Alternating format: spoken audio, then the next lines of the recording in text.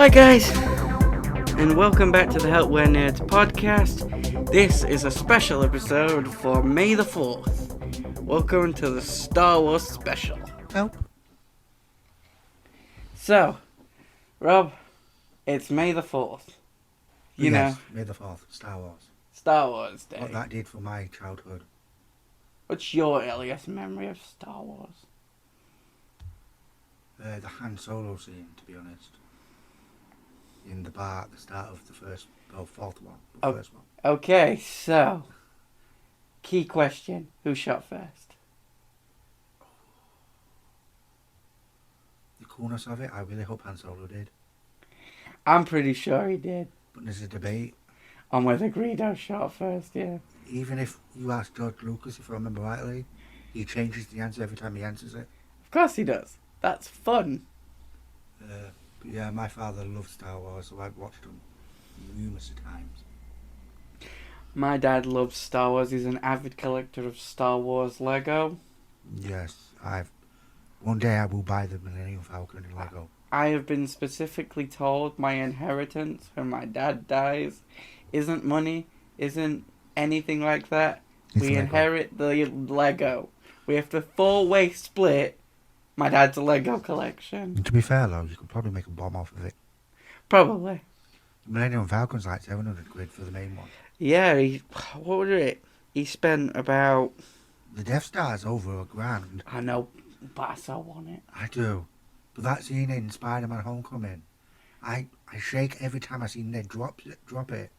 I get why they do it, but God, man, I'm like, that's £1,000. What are you doing? Drops.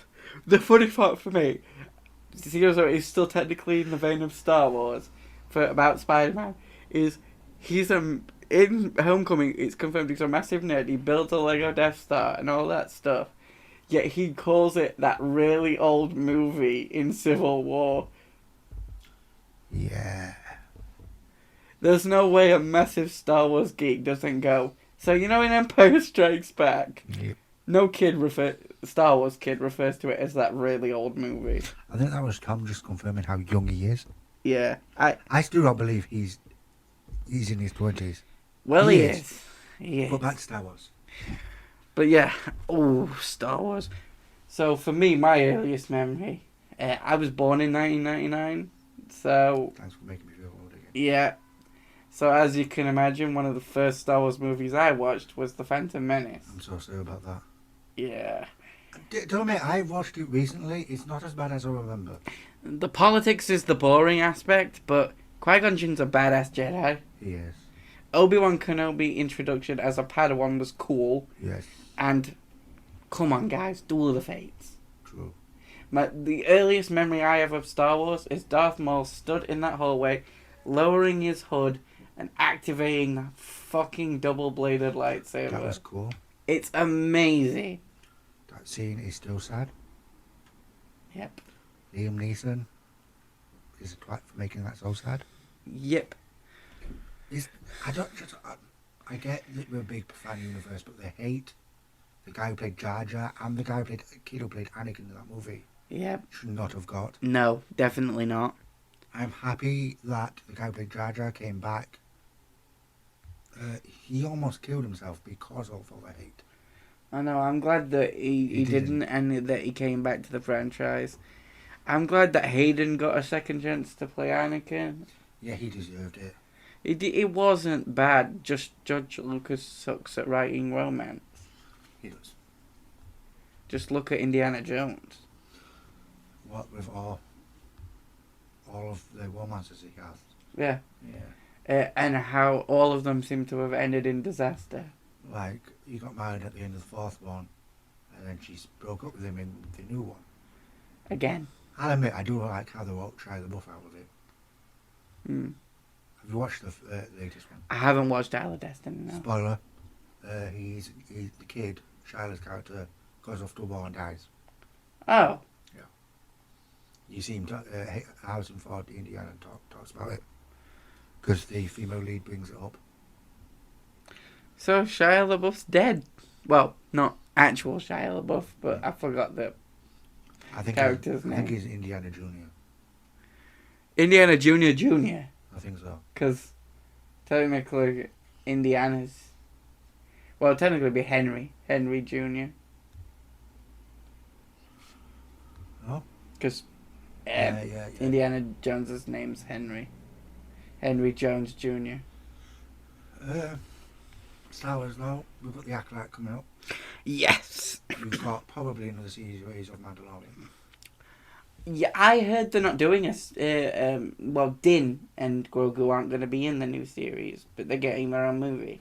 I think so, yes. I think they're ending it. There 3 movies were announced. One way back in the day.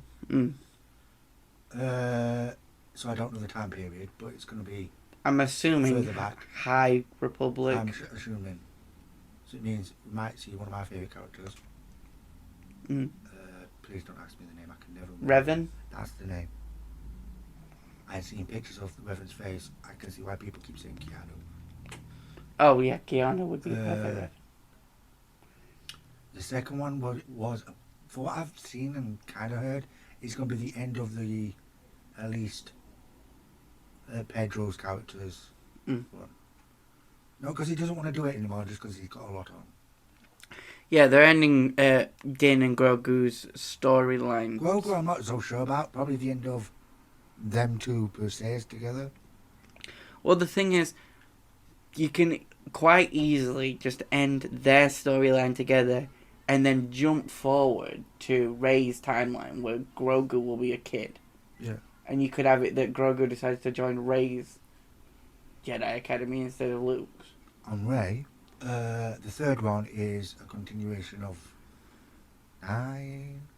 Isn't it? Well, it's continuation kind of, because obviously the Skywalker saga's over, but Rey's story isn't. Yeah.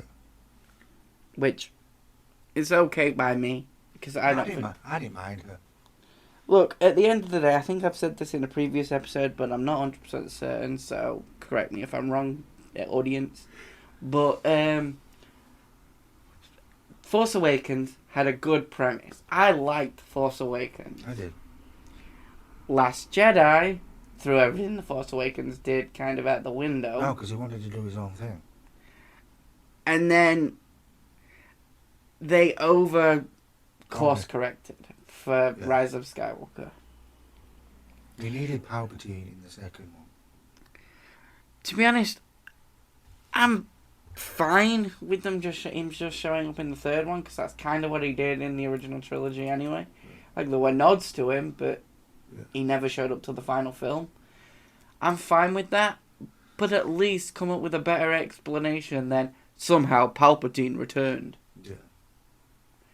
That little bit of exposition is so boring. Like, have C-3PO or, Rey or someone, or Force Ghost Luke come back and be like, yeah, so Palpatine transferred his essence into a clone body and isn't dead.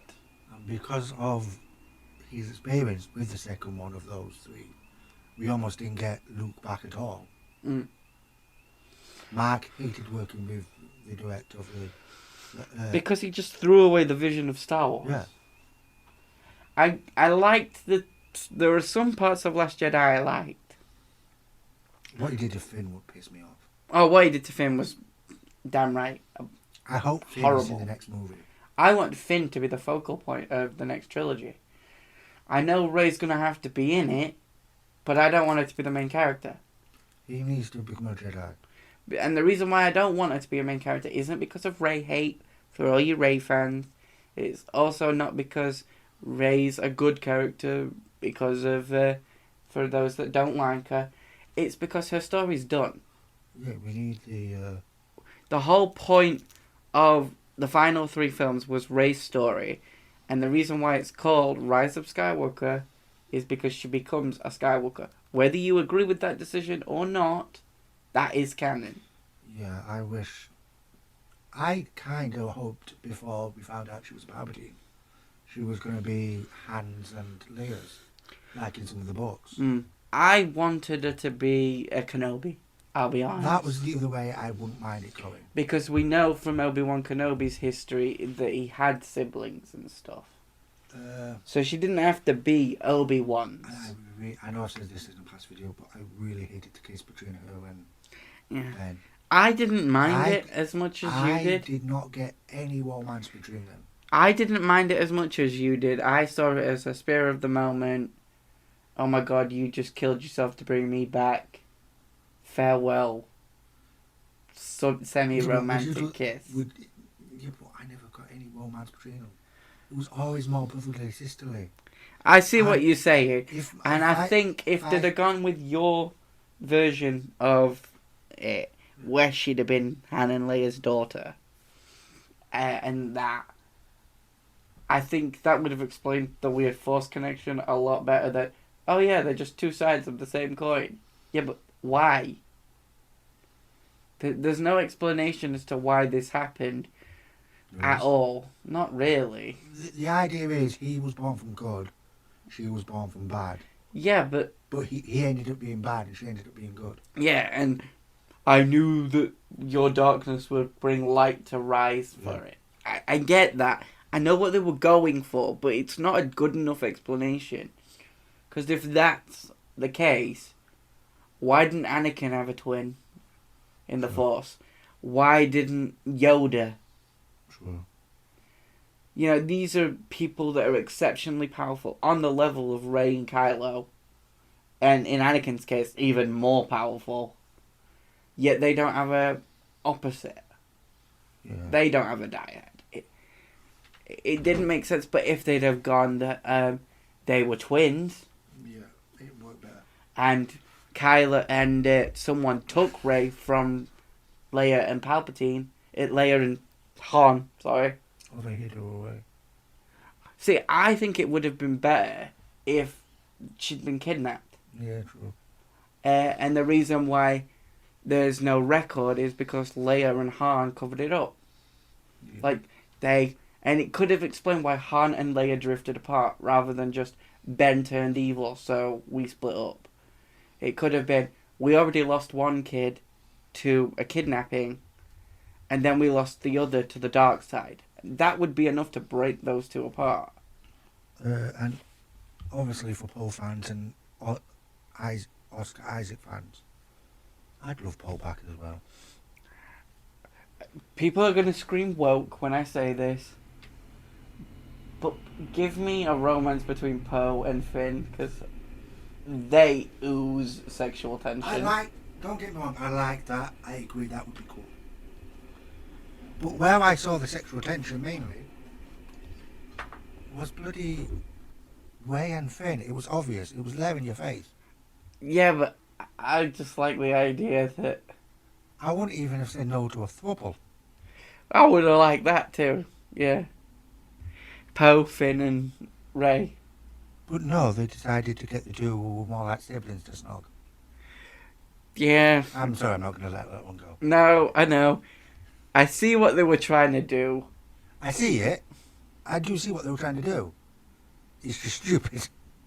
Enemies to lovers sort of thing, but Yeah. with the tragic death threat. Actually show some love between the two of them. It's because of the dreaded middle film. I think because of the way that JJ portrayed their character in Rise of Skywalker and Force Awakens, I think his original plan was to have them be romantic. Yeah, more flirty in the second one. But because the dreaded second one made it more siblingy. To be honest, I didn't feel any romance between the first and the third one. No, but I think that was the whole point. Like, he was surprised that there was a girl force. To be honest, I'm not sure what JJ's original plan was, but I wouldn't be surprised if your idea of them being siblings was the original plan. Because it does feel like Palpatine was oh shit, we need to fix. Because of the thing, it's the main thing that was never addressed, and still to this day has never been addressed. Why'd Kylo freak out when they said there's a girl? Yeah. Like, he went, what girl? And then freaked out. Why? Well, let's see where they go with it. Could it be that she was his long-lost little sister? That Leia and Han hid away when when he turned to the dark side. What? There's gotta be something. And the reason why I was hoping for twins and not just little sister hold a brother thing, if they did that, was because they would explain the dyad. And I think they could have explored it by when Leia accepted the Force, Luke and Leia also had a dyad. I also love the fact, even though he didn't really... He agreed to do the one film, the first one, number 7. Mm. And that was always going to be it for our son. Mm. I love the fact after she passed away, and she rest in peace, he agreed to do the Force Ghost bit. Yeah. Because obviously, originally, that was going to be... Leia. Yeah. R.I.P. Carrie Fisher. I'll still never get over it. I went to watch Rogue One with my dad. We saw the CGI Princess Leia. That was a bit of old footage, a bit of her daughter Yeah. and another actress. At the end of that movie, to come out, to get in the car with my stepmom, for my stepmom to put the radio on and the radio to announce Carrie Fisher's death. So, me, my older sister, and my dad looked at each other and burst out crying because we were like, we just saw her on screen. I love Rogue One. Well, there's bits I don't like, but I love Rogue One. I still can't finish Andor. It's boring. Generally bores me. It's boring. People say it's one of the best Star Wars movies to come out recently. It's boring. I'm sorry. If you like it, more power to you. But then again, I liked Ahsoka. Those bits, obviously, were a bit... I still haven't seen it yet because I'm a bit nervous to watch it. I liked it, and there was enough Rebel stuff in there for me. I'd have liked to have touched more of Darth Maul. Mm.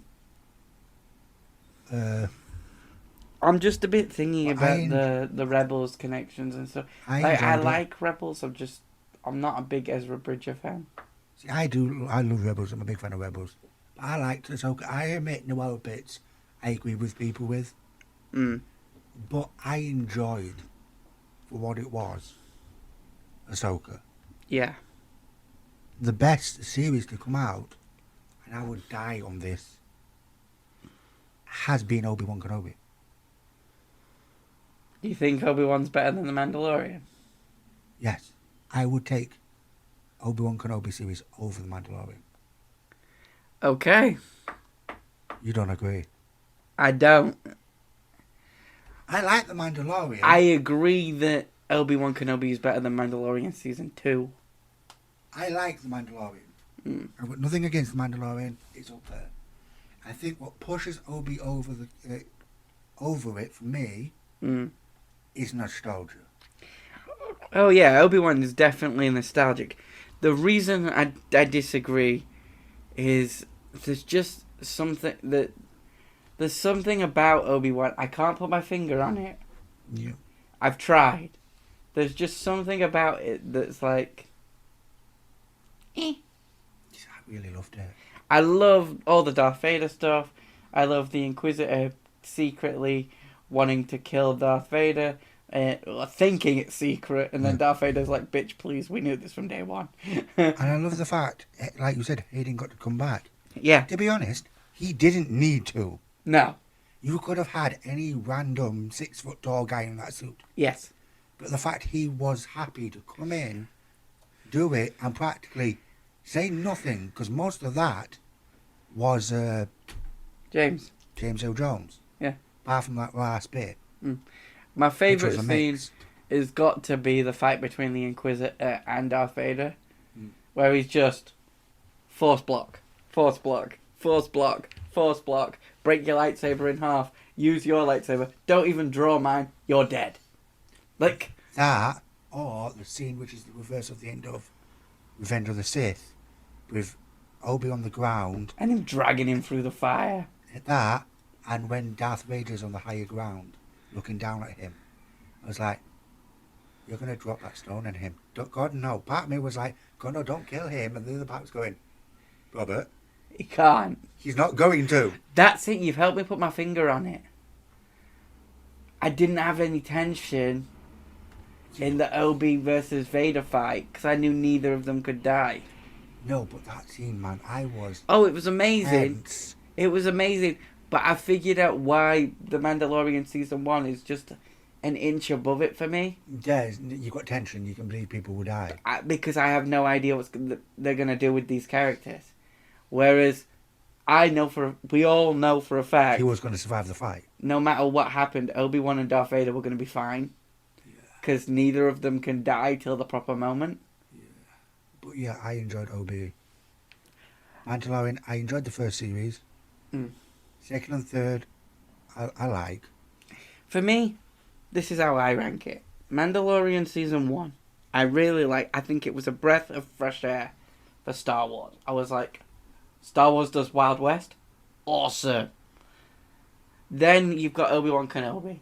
Yeah. Back to format, but still slightly different than what we're used to. Yeah. Then you've got I'm talking TV series here. Then you've got Season 2 and 3. I think they're on par with each other. 3 is better than 2. 3. Yeah, you're right. 3. You're right. 3 for me, you can quite obviously see. He's on the back burner. She's the main. Yeah, you're right. 2. I forgot about Bo-Katan. Fighting all the way through to about who was going to be the main. 3, it was obvious there was the switch. Yeah. Which helped it a lot. You're right. You're definitely right because I forgot about Bo-Katan. 3 Or was, as well, everyone should call her. Pascal's a busy boy. Yeah. Let's put somebody else in front. I think. Yeah, I forgot about Bo-Katan's bit. I think it threw me off to begin with because I was like, wait, Din's not in charge anymore? Because you got to remember, it's called The Mandalorian. You don't actually need it. Din Djarin, yeah. But it threw me off when I first watched it, but watching it through again, it is really good. So you're right, 3 does edge slightly above Season 2. And then, like I said, I haven't watched Ahsoka yet because I was nervous. For me, it's on the same power as 3. And then Andor is at the bottom. It's at the bottom for me. I want to like it. Alongside the Book of Boba Fett. I wanted to like it. I really did. Because I like Boba Fett. I do. But it just wasn't it. No, especially the last 2 episodes. It was shit. You had an episode, I think it was 7 or 8. It's basically just The Mandalorian, but I don't think Boba Fett turned up. No. We had an episode where Luke and It was 2.5. Grogu. It was Mandalorian 2.5. I know it's called The Book of Boba Fett, so it's a spin-off from The Mandalorian. But if you have to devote an episode to finishing off a plot point... You should have finished off anyway. From Season 2, so that you can just not acknowledge it in Season 3. What the fuck? Just...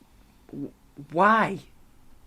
Just have that be at the beginning of Season 3. You did not need that in the Book of Boba Fett. My main worry about Mandalorian is about when it's going to be filmed, the movie. Mainly because he's doing The Last of Us 2. He is now Mr. Fantastic. And we know they want to start filming that at some point next year.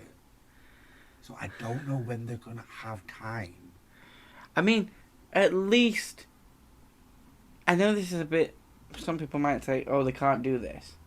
But at least with The Mandalorian, technically, all Din Djarin has to do, all Pedro Pascal has to do, is record scenes when he's out of the helmet. Which he did. Or when he's talking. He basically... You don't said need... for Season 3, because he was filming The Last of Us. As much as he doesn't like to do this, most of Season 3 was his stuntman. Yeah. He literally went in and did lines.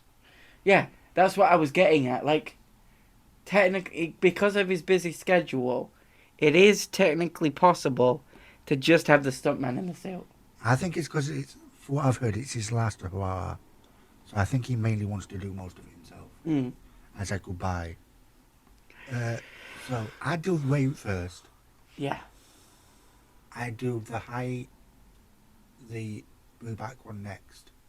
And then I do the Mandalorian one last. Yeah. I'd love Darth Raven. Darth Revan would be I awesome. wouldn't mind them going further back and doing Darth Bane, the first guy. The guy that started the rule of two. Yeah. To be fair, I'd love them to go back so far that we get to see the Sith Empire, Yes. the original Empire, full of Sith. If you've played Star Wars: The Old Republic, you want to see that universe. Yeah. So yeah, so we've done the TV shows, and we've talked about the sequels, and we've touched on the prequels a little bit. But the main trilogy, the thing that started it all, the reason why Star Wars exists. I love it. You love it. Everyone that chose to listen to this episode probably loves it, or wants to know about it.